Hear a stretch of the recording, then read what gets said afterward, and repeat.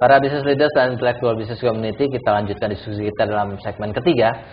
Kita masih membicarakan Are You Ignoring Trends That Could Shake Up Your Business dari Harvard Business Review bulan Juli Agustus tahun 2010. Dan bersama kita Pak Hengki Setiawan, beliau adalah CEO dari Telesindo Shop, dan kita undang beliau karena bisnis beliau itu very trendy, ya. Bisnis yang benar-benar pada line of business yang sedang tren, yaitu telekomunikasi, dan itulah yang membuat Pak Hengki juga besar sekarang, adalah he is in the right line of business, ya.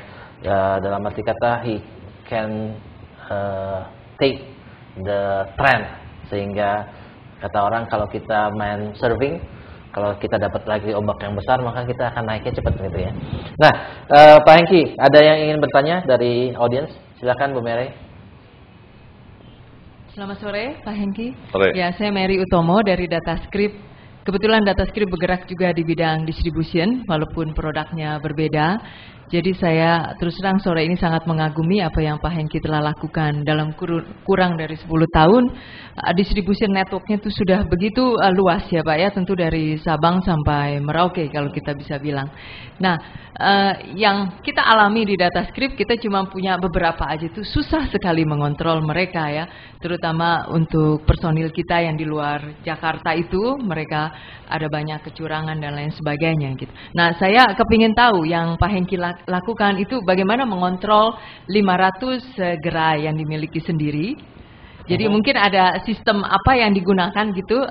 Saya sangat ini sekali antusias untuk mendengarnya. Oke, good question. Jadi pertanyaan dari Bu Mary, trend is trend ya. Trennya buka gerai sebanyak-banyaknya, tetapi tren itu juga harus disertai dengan kompetensi gitu ya. Yeah. Nah, kalau kita main ikutin tren aja, kita let's say kita surfing, ombak gede kita naikin aja, padahal kita belum bisa surfing, itu tenggelam juga gitu ya. Kita buka toko sebesar-besarnya tapi kita nggak bisa kontrol, kita juga mati juga gitu ya. Nah, bagaimana caranya Pak? Jadi begini, memang balik lagi, memang harus satu keberanian bagaimana kita berani membuka sampai ke kota-kota kedua, kabupaten. Kedua, kontrol. Keberaniannya berani apa nih Pak? Bukan berani mati nih. Sedikit berani mati juga, katanya sama kira-kira gitu. Tapi berani harus menerima tantangan dan harus berani bisa mengatasinya. Berani resikonya ya? Ya, berani resiko dan harus ambil dan mengatasinya juga yang penting itu. Nah, tentunya kita kan yang namanya manajemen makin besar. Kan sekarang udah banyak yang namanya outsourcing semua manajemen. Nah, terutama memang tidak luput lagi tempat IT.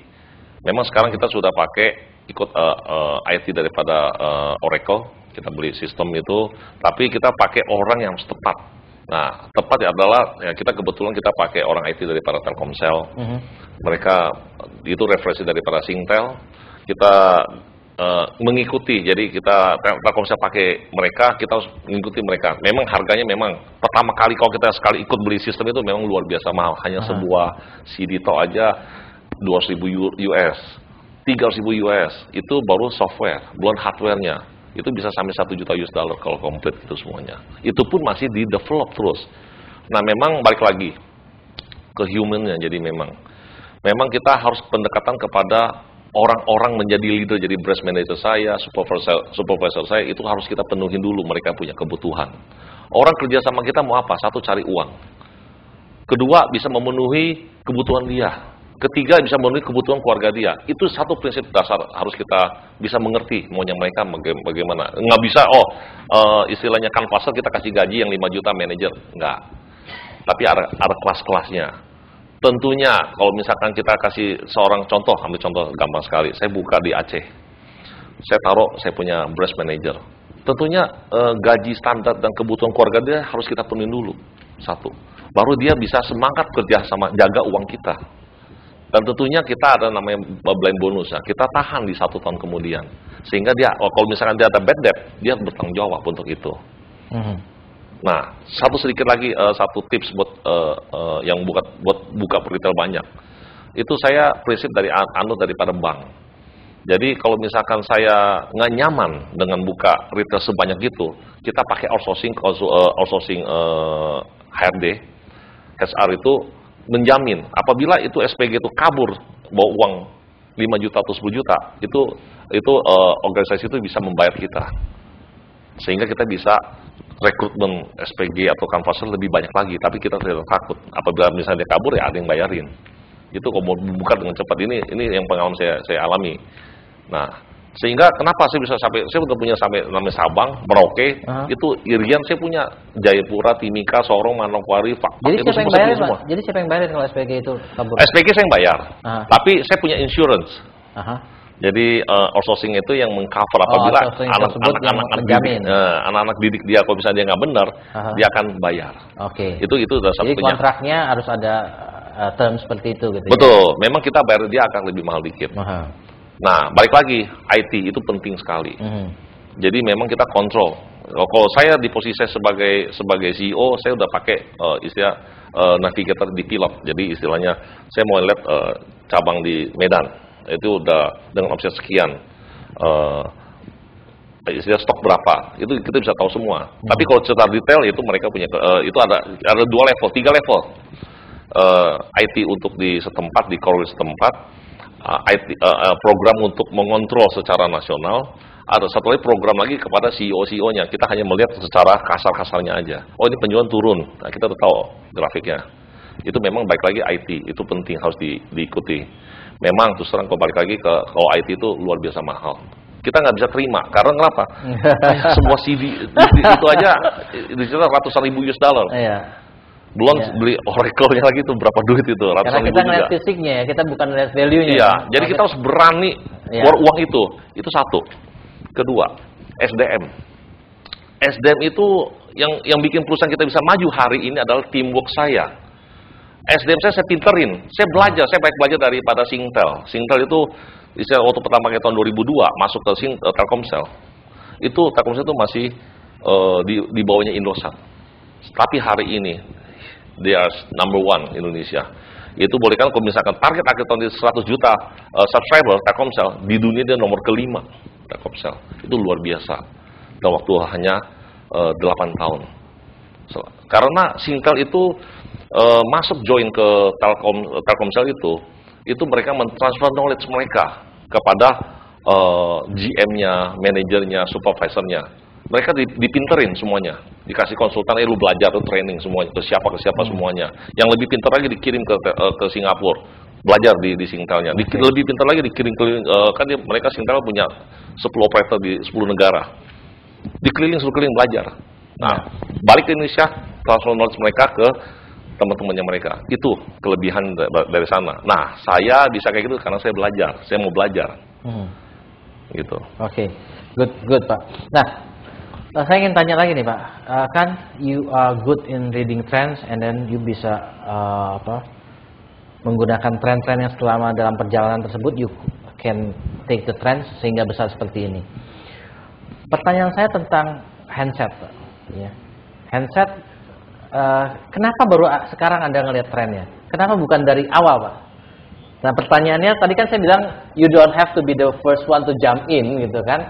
Tetapi you bisa jump in berikutnya pada saat justru yang paling optimal. Tapi sungguhnya apakah sebenarnya kalau you mau jujur you miss the trend sebenarnya atau memang sebenarnya trennya justru sekarang, Pak?